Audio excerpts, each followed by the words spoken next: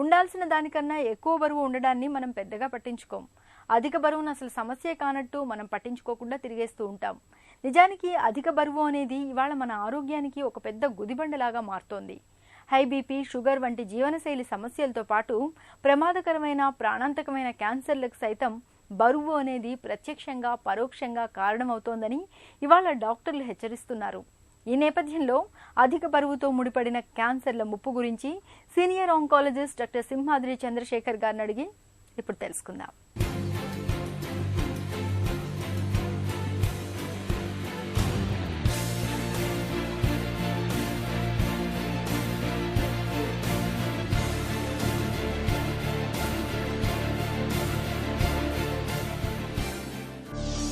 ఊబకాయం ఎందుకొస్తుంది, ఎలా వస్తుంది? ఫిజికల్ యాక్టివిటీ తీసుకుంటే మనకి 2 రకాల ఫిజికల్ యాక్టివిటీ ఉంటాయి. ఒకటి ఆక్యుపేషనల్, 2 లీషనల్. ఆక్యుపేషనల్ అంటే ఉదాహరణకి ఇంట్లో పనిచేసే మన మహిళని తీసుకుంటే ఆమె పొద్దున్నే లేస్తుంది, భర్తకు ఆఫీస్కి వెళ్ళే టైంకి ఇంట్లో పని అంతా చేస్తుంది, వంట వండుతుంది, అన్నీ చేస్తుంది. దాన్ని ఆక్యుపేషనల్ ఫిజికల్ యాక్టివిటీ అంటాం. ఈ ఆక్యుపేషనల్ ఫిజికల్ యాక్టివిటీ మూలాన బాడీలో ఉన్న క్యాలరీస్ అంటే మనం తినే తినుబండారాలు అన్నీ ఎక్కువగా మిగిలిపోతాయి. అదే లీషనల్ ఫిజికల్ యాక్టివిటీ అంటాం. అంటే మనం కావాలని నడక కానీ ఫిజికల్ ఎక్సర్సైజ్ కానీ అట్లా చేయటం మూలాన చాలా వరకు మనకి ఒబిసిటీ అనేది రాకుండా ఉంటుంది. నాకు చాలామంది చెప్తారు, నేను పొద్దున్నే లేస్తానండి 6ంటికి, అన్ని పనులు నేనే చేసుకుంటాను, అయినా లావెక్కుతున్నానండి. దానికి కారణం ఇదే. మన పనులు మనం చేసుకున్నా కూడా కొంత సమయం ఫిజికల్ యాక్టివిటీకి, దాన్ని లీజరల్ ఫిజికల్ యాక్టివిటీ అంటాం. అంటే నడవటం కానీ ఏదో ఒకటి పని పెట్టుకుని చేయాల్సి వస్తుంది. ఊబకాయం వల్ల ఎన్ని రకాల క్యాన్సర్లు వస్తాయి, ఎందుకు వస్తాయి? ఒబిసిటీ వలన కామన్గా వచ్చే క్యాన్సర్లు ఈ రొమ్ము cancer, breast cancer, endometrial cancer అంటే యూట్రస్లో వచ్చే క్యాన్సరు, ఈసోఫేజియల్ క్యాన్సర్ అంటాం, అదొకటి వస్తుంది. ఇంకా కిడ్నీ క్యాన్సర్ కూడా ఒబేసిటీ వలన వస్తుంది. కోలన్ క్యాన్సర్ అంటే విరోచనం పేగు క్యాన్సర్. ఇవి ప్రముఖంగా వచ్చే క్యాన్సర్లు లావుపాటి వాళ్ళలో. ఋతుస్రావం అయిపోయిన మహిళల్లో పోస్ట్ మెనోపాజల్ అంటాం.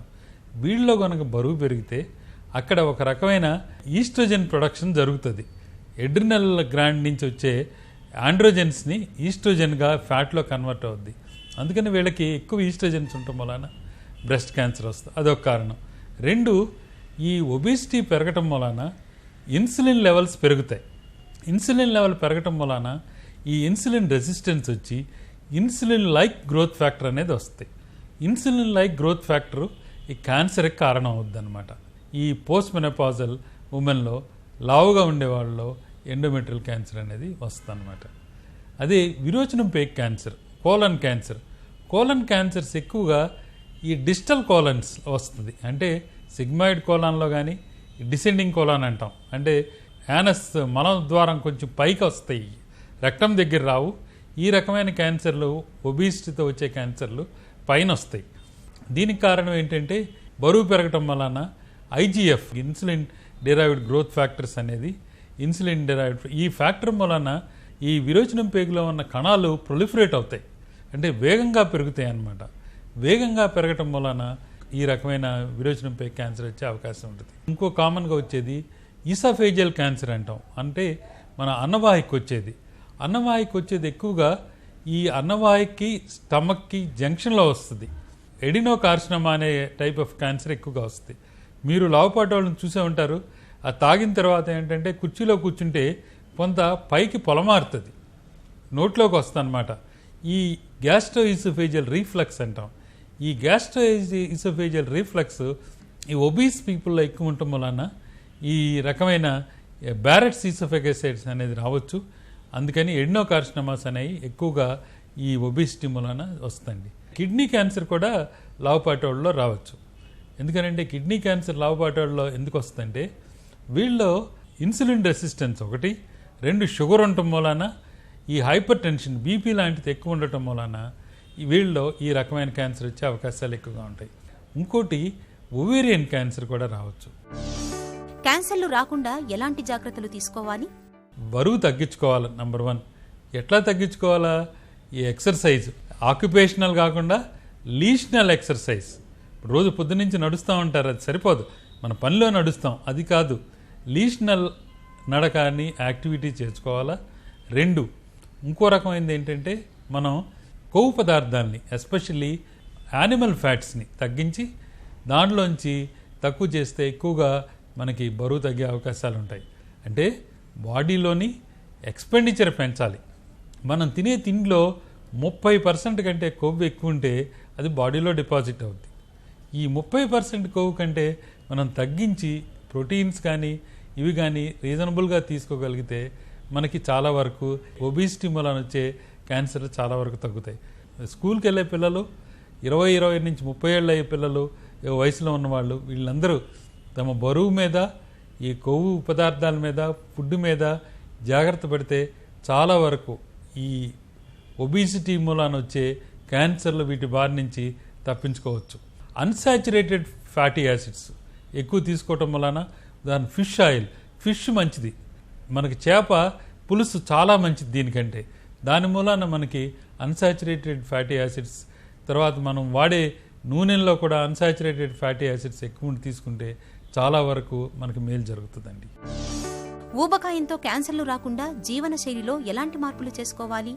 వారానికి 5 గంటలు కనుక నాన్ లీషనల్ అంటే మామూలు ఆక్యుపేషన్ కాకుండా నాన్ లీషనల్ ఎక్సర్సైజ్ చేస్తే చాలా వరకు రొమ్ము క్యాన్సర్ వచ్చే అవకాశాలు ఉండవు. అదే ఈ కోలన్ క్యాన్సర్కి కనీసం 4 గంటలు, రొమ్ము క్యాన్సర్కి అయితే 5 గంటలు, పురుషుల్లో అయితే కనీసం 4 గంటలు కనుక ఫిజికల్ యాక్టివిటీ ఉంటే ఈ బరువు తగ్గి ఈ రకమైన వచ్చే అవకాశాలు చాలా తక్కువగా ఉంటాయండి. క్యాన్సర్ వచ్చిన తర్వాత కనుక లావెక్కితే వాళ్ళలో అది తిరిగి వేగంగా వచ్చే అవకాశాలు ఎక్కువ ఉంటాయి. ఉదాహరణకు రొమ్ము క్యాన్సరే కనుక తీసుకుంటే ఇప్పుడే కనుక మనం బరువు కనుక మెయింటైన్ చేసుకుంటే అది 30% బెనిఫిట్ చేస్తుంది, మనకి 30% క్యాన్సర్ రాకుండా చేస్తుంది. అట్లా కాకుండా ఫిజికల్ యాక్టివిటీ కూడా చేస్తే 40 నుంచి 50% వరకు రాకుండా చూస్తుంది. మీరు ఆలోచించండి, ఒక కీమోథెరపీ కానీ ఎండోక్రైన్ థెరపీ కానీ రొమ్ము క్యాన్సర్కి 25 నుంచి 30% మేలు జరిగితే మీరు బరువు తగ్గించుకొని ఫిజికల్ యాక్టివిటీ చేస్తే 40 నుంచి 50% వరకు రొమ్ము క్యాన్సర్ మీద విజయం సాధించిన వాళ్ళు అవుతారు. ఊబకాయం రాకుండా ఎలాంటి జాగ్రత్తలు తీసుకోవాలి? మనం తినే తినుబండ పదార్థాల్లో మార్చుకొని, మన జీవన శైలి మార్చుకొని, వ్యాయామం, నడక, తర్వాత ఇండియన్ వెజిటబుల్ ఫుడ్ ఇది తీసుకుంటే మనం తినే ఫుడ్ కనుక తీసుకుంటే చాలా వరకు ఈ కొవ్వు తర్వాత ఒబిసిటీ రిలేటెడ్ ప్రాబ్లమ్స్ నుంచి మనం ఎదుర్కోవచ్చండి.